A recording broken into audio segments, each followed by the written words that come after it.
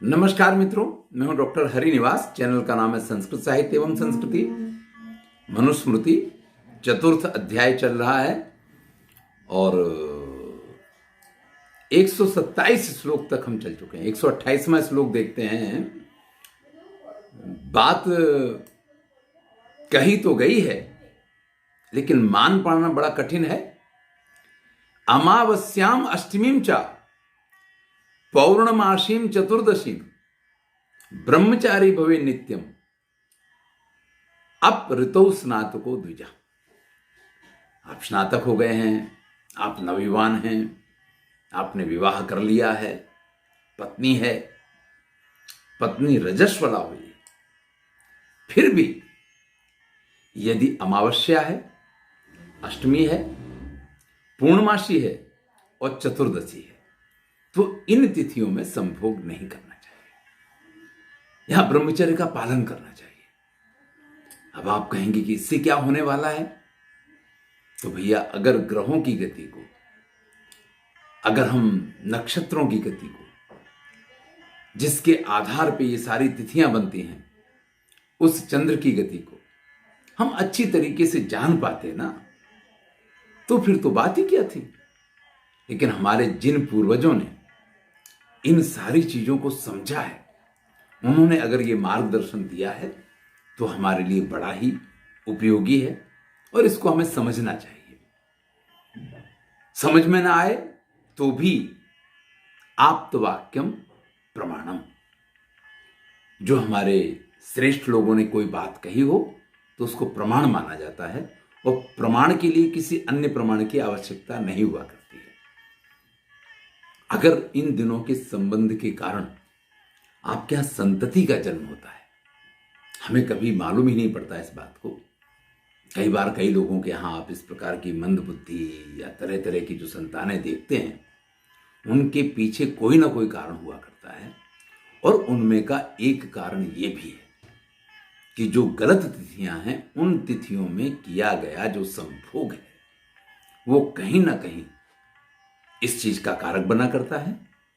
तो विशेष करके जो संतति चाहते हैं और संतति के लिए जो लोग संभोग करते हैं, उनको विशेष करके इन तिथियों का ख्याल रखना चाहिए और इन तिथियों में संभोग नहीं करना चाहिए। ना स्नान माचरेत भुक्त्वा नातुरो ना महानिशि। देखिए, स्नान के लिए कुछ बातों का निषेध कर रहे हैं कि खाना खाने के बाद कभी भी स्नान नहीं करना चाहिए। ये तो बिल्कुल वैज्ञानिक सिद्धि है कि अगर आपने भोजन कर लिया है तो आपके पेट की जो जठराग्नि है उसको तीव्र होना चाहिए। लेकिन अगर आप शरीर के ऊपर जल डालते हैं तो आपका शरीर ठंडा होगा और आपकी जठराग्नि जो है वो मंद पड़ेगी। और जठराग्नि अगर मंद पड़ेगी तो आपका खाया पिया सब जो है वो आपको नुकसान कर जाएगा। तो भोजन करने के बाद स्नान नहीं करना चाहिए। अगर आप बीमार हैं तो भी स्नान से बचना चाहिए। मतलब अब हो गई है सर्दी, हो गया है जुकाम, बुखार आ रहा है, फिर भी नित्य प्रति हमारा तो नियम है कि हम सुबह स्नान करेंगे और तभी हम संध्या बंदन करेंगे और उसके बाद ही हम कुछ खाएंगे। तो भैया, आपत्ति काले मर्यादा नास्ति वाली जो बात आती है उसका पालन करना चाहिए। और अगर आप बीमार हैं तो आपको स्नान नहीं करना चाहिए। महानिशि, आधी रात के समय पे स्नान नहीं करना चाहिए। ये स्वास्थ्य के लिए हानिकारक होता है। न वासो भी सहजस्रम। कई बार नहाने के समय पे हम नदी वगैरह में ऐसे वस्त्रों के साथ कूद जाते हैं, तो यहां कहते हैं कि बहुत सारे वस्त्रों के साथ स्नान नहीं करना चाहिए। और विशेष एक सूचना दे रहे हैं कि जिस जलाशय से आप परिचित ना हो, यानी जहां भरे हुए पानी में, किसी सरोवर में स्नान कर रहे हो, किसी तालाब में स्नान करने जा रहे हो, किसी नदी में स्नान करने जा रहे हो, लेकिन वहां के स्थान से अगर आप परिचित नहीं हैं तो ऐसी जगह पे स्नान नहीं करना चाहिए। यहां तो यही कह रहे हैं। तो बड़ा ही ध्यान रखना चाहिए, क्योंकि कुछ चीजें ऐसी हैं कि हमें पता नहीं है कि इस स्थान का क्या है, कैसी स्थिति इस स्थान की, और हम अगर स्नान करने बैठ जाते हैं तो परिणाम ये भी हो सकता है कि भाई वहां कोई गड्ढा हो, कुछ इस प्रकार की स्थिति हो कि हम उसमें फंस जाए। इसलिए शास्त्र इन चीजों का स्पष्ट निर्देश करते हैं कि जिस स्थान से आप परिचित नहीं हैं, ऐसे स्थान पे स्नान नहीं करना चाहिए। अब भैया जब बिल्कुल ना बोला जाता है ना, तब व्यक्ति थोड़ी सी हाँ मान करके फिर ये सोचता है कि चलो थोड़ा सा दूर दूर से स्नान कर लें। इसलिए बिल्कुल स्पष्ट मना है, क्षत्रियश्चैव सर्पम चा ब्राह्मणम चा बहुश्रुतम। देखिए, क्षत्रिय जो शक्तिशाली हो उसके साथ, सर्प के साथ में, और विद्वान ब्राह्मण के साथ में कभी भी अपमानजनक व्यवहार नहीं करना चाहिए।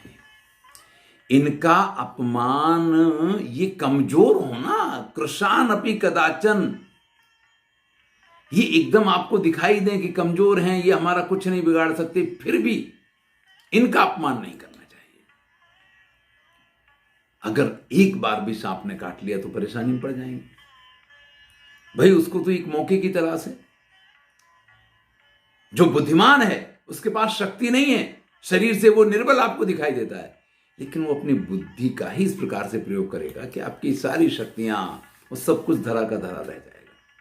तो ये विशिष्ट बात कही गई है कि जो क्षत्रिय है, जो सर्प है, या जो विद्वान ब्राह्मण है, इन लोगों से शत्रुता नहीं करनी चाहिए और कभी भी इनका अनादर नहीं करना चाहिए। नहीं तो ये किसी ना किसी तरीके से आपके विनाश का कारण बन जाया करते हैं।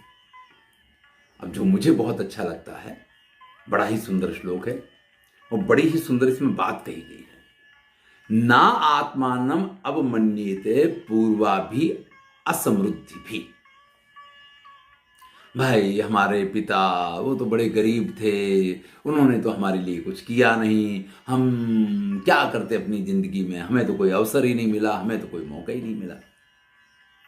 अजी जाने दो, हमारा तो मतलब जन्म ही ऐसी जगह पे हो गया, मैं तो ऐसे छोटे से गांव में जन्मा। भाई आपकी जो असमृद्धियां हैं, जो आपके पास नहीं है, उसका रोना व्यक्ति को कभी नहीं रोना चाहिए। आमृत्यो श्रिय अन्विच्छन नामन्येत दुर्लभम एनाम। जब तक मृत्यु नहीं आती है तब तक सफलता के लिए, श्री के लिए, समृद्धि के लिए व्यक्ति को प्रयत्नशील रहना चाहिए और कभी भी इसको दुर्लभ नहीं मानना चाहिए। मेरा किस कुल में जन्म हुआ है इस पे तो मेरा बस नहीं है। दैवायत्तम कुले जन्म, मदायत्तम तो पौरुषम, लेकिन पुरुषार्थ मेरे हाथ में है। मैं हमेशा हमारे विद्यार्थियों को पढ़ाते समय भी ये बात कहता हूं और मनुस्मृति के इस 137वें श्लोक में ये बात विशेष तौर पे कही गई है कि व्यक्ति को कभी भी अपनी अवहेलना नहीं करनी चाहिए। आप स्वयं के फेवरेट बनिए, आप अपने आप से प्रेम कीजिए, और जब आप अपने आप से प्रेम करेंगे ना, तो आप किसी भी सफलता को प्राप्त कर सकते हैं। लेकिन जिनको अपने ऊपर ही विश्वास नहीं होता है, जिनमें आत्मविश्वास की कमी होती है, जो हमेशा दोष किस चीज को देंगे, अरे जाने दो, हमारे तो पिताजी ने कुछ करके ही नहीं दिया हमको, उनके जमाने में जमीन कितनी सस्ती थी लेकिन उन्होंने खरीदी नहीं, अरे बहुत पैसा था उनके पास लेकिन कोई विजन ही नहीं था। अरे भैया अब आप तो विजन वाले हो ना, आपके पास तो बुद्धि है, आप अपनी बुद्धि से कुछ नया कर लो, किसने आपको मना किया।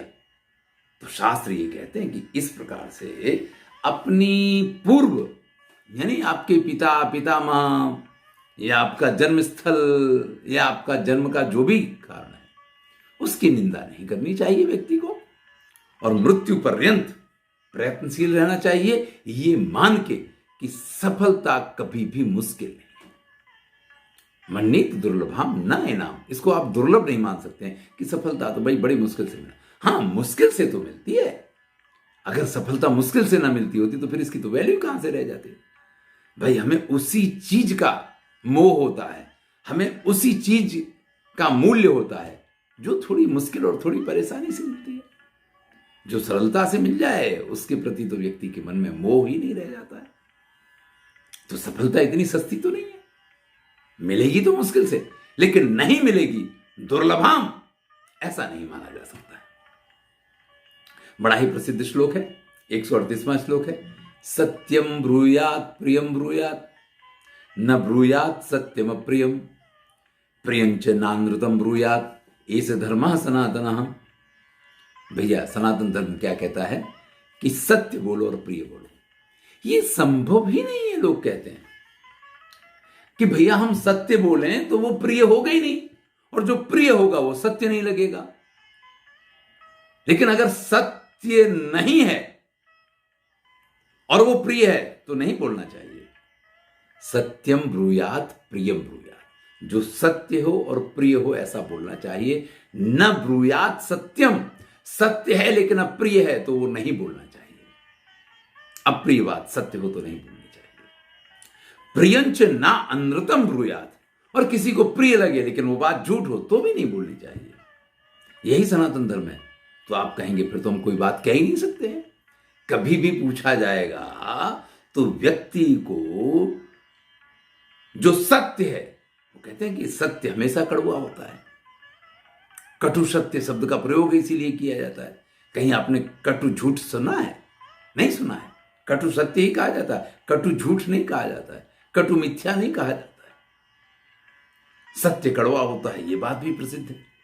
तो भैया जो कड़वा लगेगा अगर वो बोलेंगे तो सत्यम ब्रूयात प्रियम ब्रूयात कैसे पूरा होगा? थोड़ा सा समझिए, मैं आपको बताता हूं। बिल्कुल देखिए, जो सत्य है वो तो सत्य है, उसको तो बदला नहीं जा सकता है। लेकिन आप अपनी भाषा बदल सकते हैं। कितनी भी कड़वी से कड़वी बात को आप एकदम अच्छी भाषा का प्रयोग करके अगर बोलते हैं तो वो बड़ी मीठी बन जाती है, और वो सत्य लोग सहन कर जाते हैं। मैं एक उदाहरण, कई बार चूंकि मेरे जीवन की घटना है तो होता है, एक व्यक्ति की किशोरावस्था का कुछ ऐसा काल होता है जब वो उद्वेलित उद्विग्न वगैरह रहा करता है। तो मैंने एक बार धतूरे के कुछ बीज खा लिए, कुछ 4-5 ही खाए थे। लेकिन जिसने कभी तंबाकू भी नहीं खाई हो, किसी चीज का कोई सेवन ना किया हो, तो उसके लिए तो बहुत बड़ा डोज था। तो जिंदगी में से 24 घंटे कहां चले गए पता ही नहीं चला।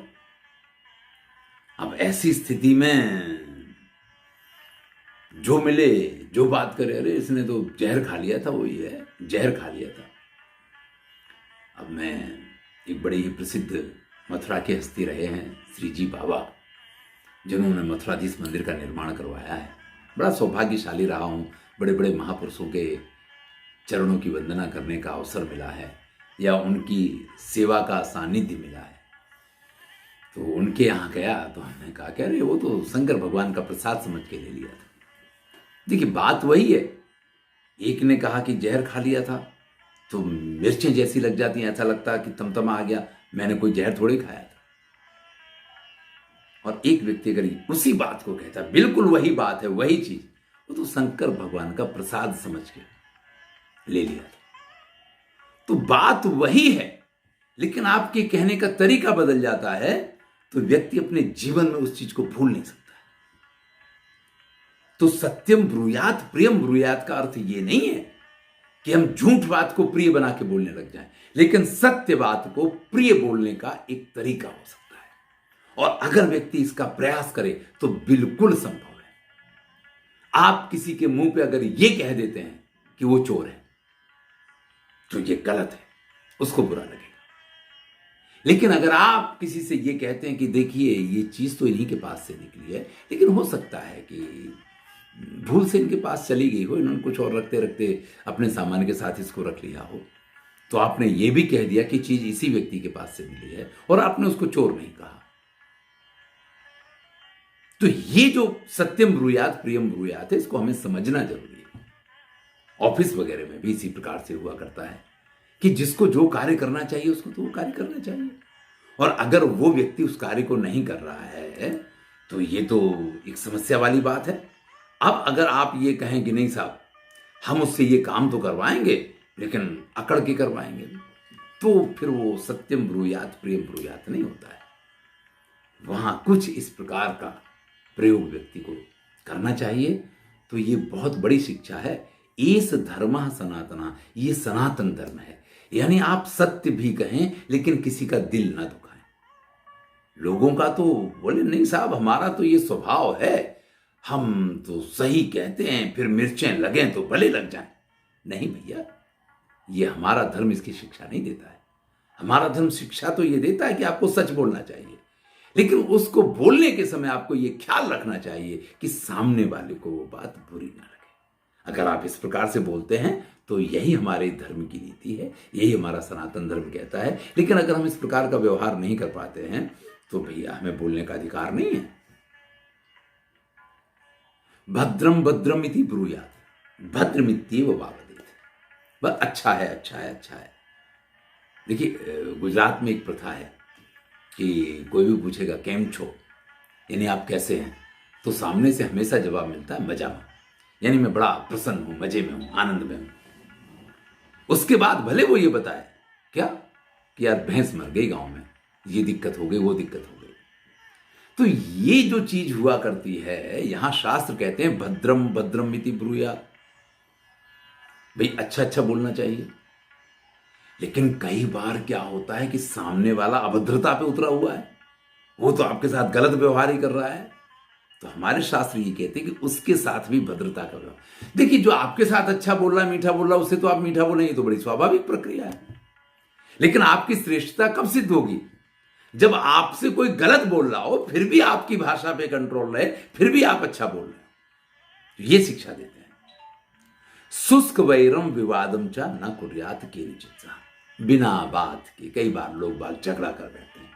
अजी साहब, सचिन तेंदुलकर ने सेंचुरी मारी थी, मैंने अरे नहीं यार, उस मैच में नहीं मारी, दूसरे में, अरे चलो अपन शर्त लगाते हैं, और फिर ये बात इतनी लंबी, बिना किसी बात की बात इतनी लंबी हो जाएगी।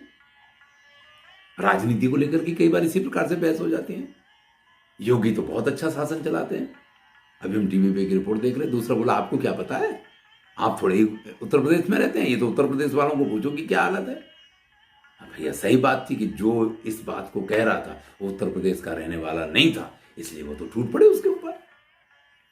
तो भैया आप किसके अधिकारी हैं, किसके अधिकारी नहीं है, आप कहां बोल रहे हैं, किनके बीच में बोल रहे हैं? शुष्क वैरम विवादम चा न कुर्यात केनचित्, बिना बात के, जिससे कोई लेना देना नहीं, कोई तुमा बदलना नहीं है, और ऐसी किसी बात को लेकर के आप किसी के साथ विवाद में पड़ जाएं और शत्रुता मोल ले लें। शास्त्र इसका निषेध करते हैं।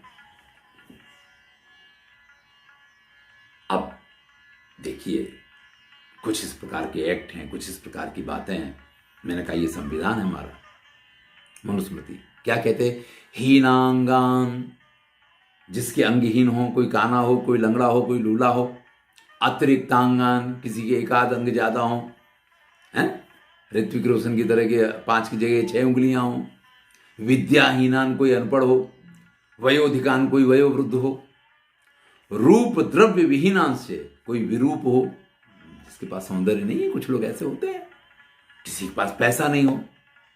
कोई जाति से हीन हो, किसी नीच जाति से हो।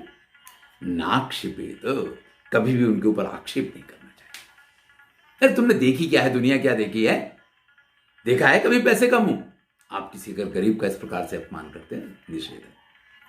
काने को काना कहेंगे तो बुरा लगेगा, लंगड़े को लंगड़ा कहेंगे तो बुरा लगेगा। जो अनपढ़ है, अगर उससे आप कह दें कि तुम्हें क्या पता चलता, पढ़े लिखे हो, 2 पुस्तक भी पढ़ी तुमने, बुरा तो लग ही जाएगा। वयोवृद्ध है, आप बुढ़े हो गए हो, बैठो शांति से। इस प्रकार की भाषा का बिल्कुल निषेध किया है। और जातिहीनान, आजकल तो ठीक है, इसके लिए एट्रोसिटी एक्ट लग जाता है कि अगर आप किसी को गलत भाषा का प्रयोग कर देते हैं, जातिवाचक शब्दों का प्रयोग करते हैं, तो आपके ऊपर वो बिल्कुल ही।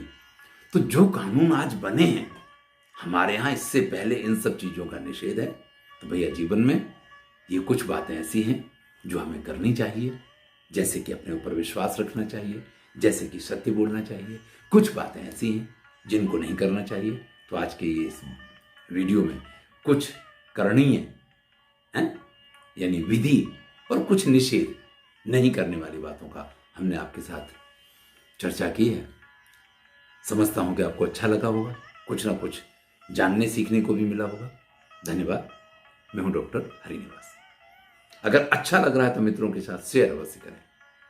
पुनः धन्यवाद।